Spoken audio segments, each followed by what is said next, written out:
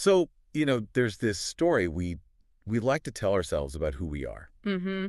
That we're basically good. Yeah, that at our core, we're Hmm. we're empathetic people. We're nice. That if we see someone in trouble, our natural instinct is to care. It's the hero narrative. We all want to believe we'd be the one to, stop the car and help the stranger. Exactly. But the material we're diving into today, it starts with a premise that's honestly a little offensive to my ego. Okay. It argues that this whole self-image is basically a lie.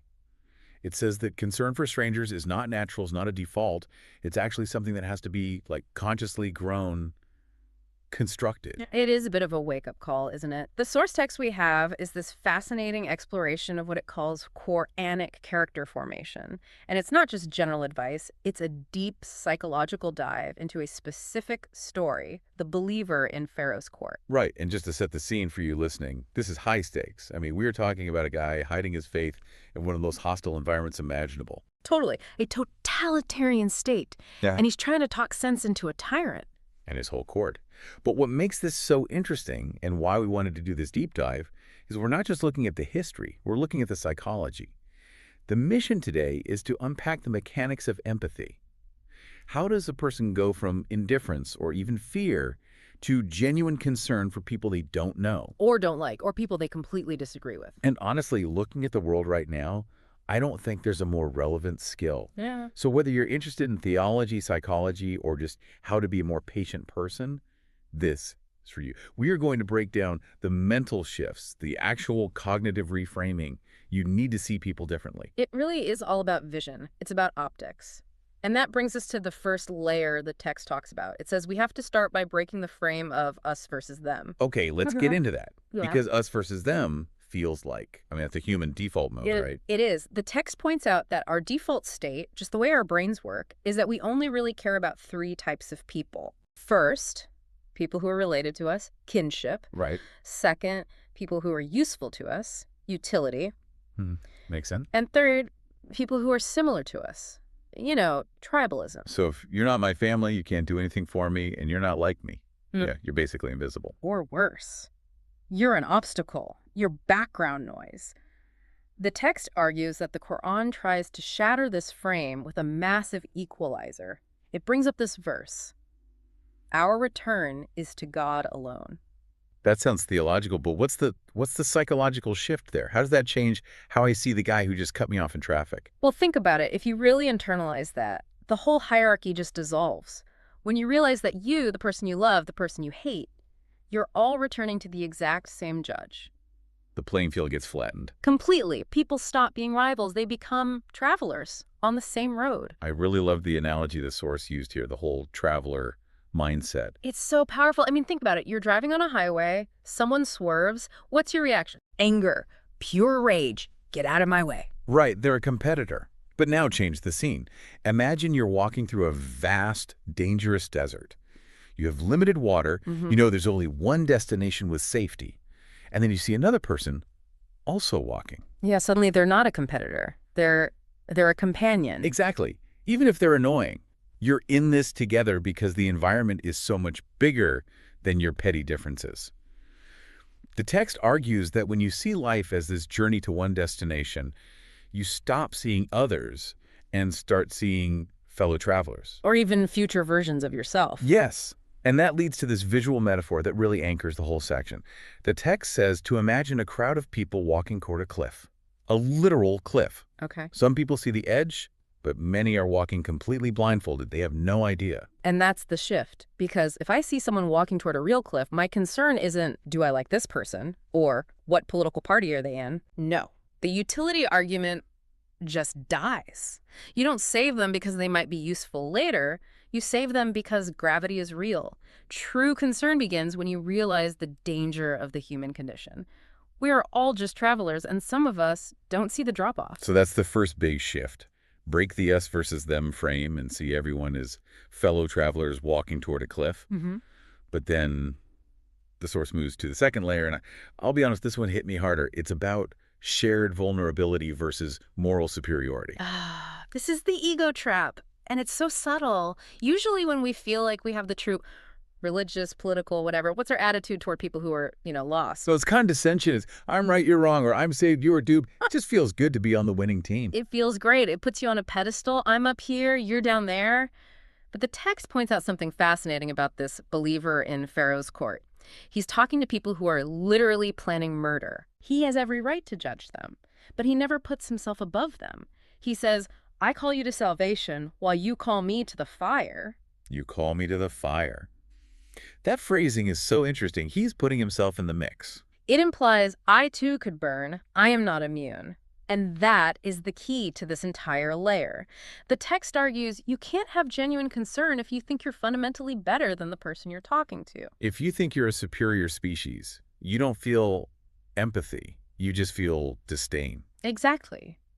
So if we strip away the judgment, how should we see people doing things we think are wrong?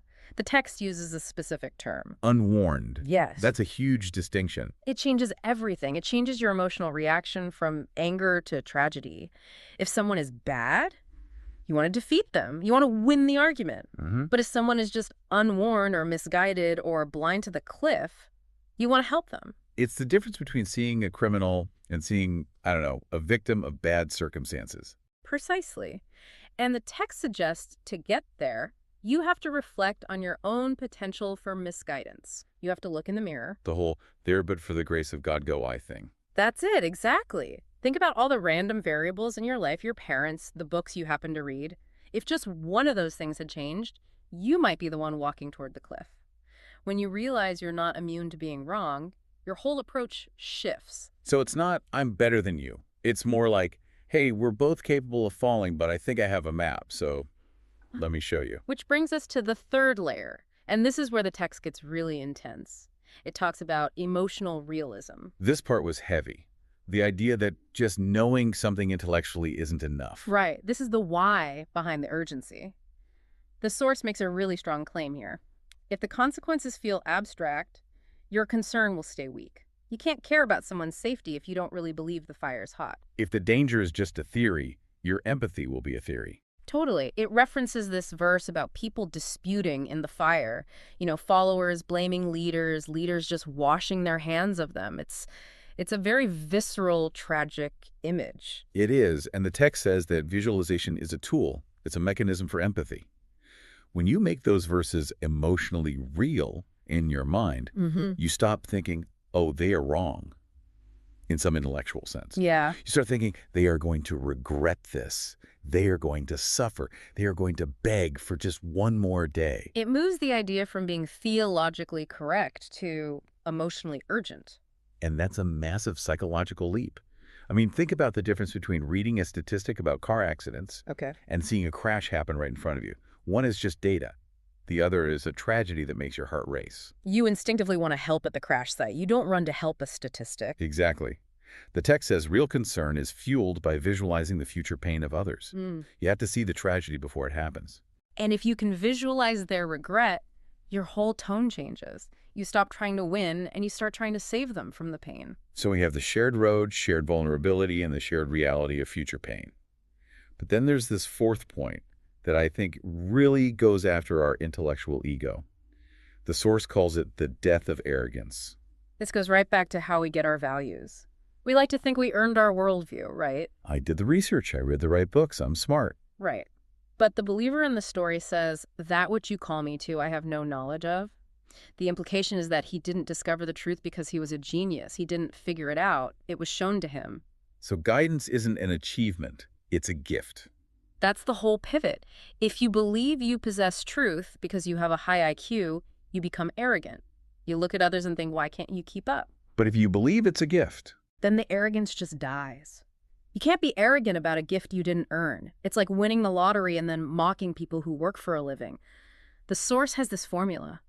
When arrogance dies, compassion naturally takes its place. I loved the reframing question it offers. Instead of looking at someone who's, confused or angry and asking, why don't they see? You look at yourself and ask, why was I allowed to see? It replaces all that frustration with gratitude. And that gratitude is what fuels the concern. You realize, okay, I'm holding this candle not because I built the fire, but because someone handed it to me. So I should probably help the person stumbling in the dark. That is so powerful. But here's where it gets tricky. We have this concern, we have this empathy, but people are difficult. They don't listen. And the text addresses this in the fifth point, the fixer trap. Oh, this is the one that causes so much burnout. I think anyone who's ever tried to give advice knows this feeling. We confuse concern with control. Right. We think if we really care, we have to fix them. We have to win the argument. We have to make them change. And if they don't, we feel like we failed. And the source just says, no, stop.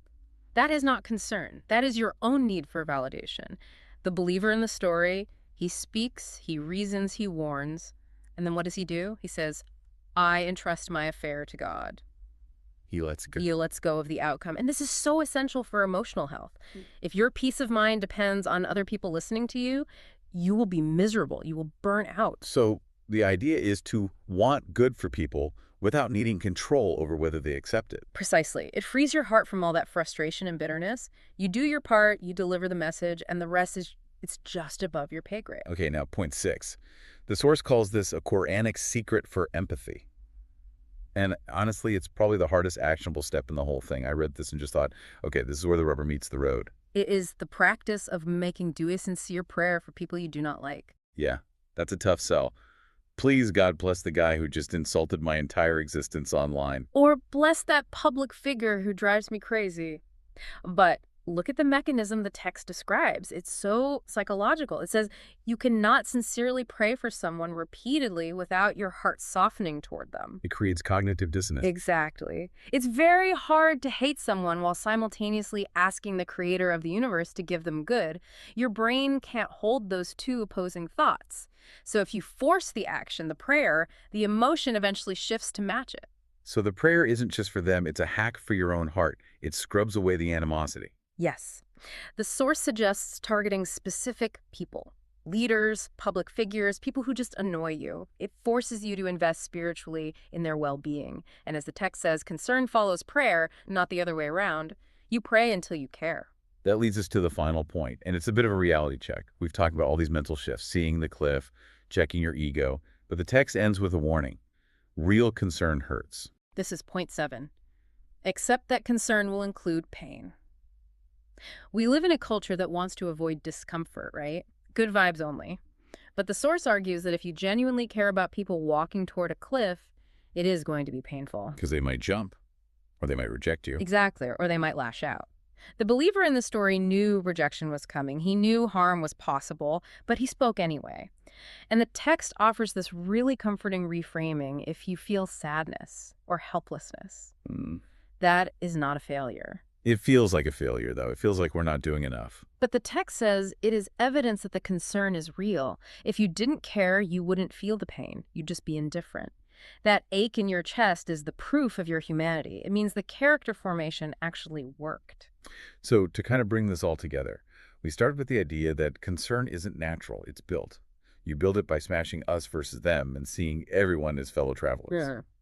It's built by recognizing your own vulnerability, that you're not immune to the fire. It's built by visualizing the consequences, so it becomes emotionally urgent. And by realizing guidance is a gift, which kills your arrogance. And then you sustain it by letting go of the outcome while secretly praying for the very people who might be rejecting you. It's a complete overhaul. It's not just trying to be nicer. No. The final framing of the source says you don't develop concern by trying to be compassionate. That's putting the cart before the horse. You do it by seeing the future clearly, by recognizing your own fragility. And when you do that internal work, concern becomes a consequence, not a command. You don't have to force yourself to care. You care because you finally see the reality of the situation. Your eyes are open. that is just a massive shift. In a world this polarized, where you're constantly told to pick a side and fight the other, this framework offers a way to engage without, burning out or becoming bitter. It lets you stand for what you believe is true without losing your compassion. And that is a very rare, very necessary balance. It really is. So I want to leave everyone with a thought to mull over. The source suggests our lack of empathy isn't a behavioral problem, it's a vision problem. So if concern is a consequence of seeing reality clearly, maybe the reason we don't care about strangers isn't because we're cold-hearted. Maybe it's just because we aren't looking far enough down the road. That's the question, isn't it? Are we seeing the cliff? Thanks for diving in with us. We'll see you next time.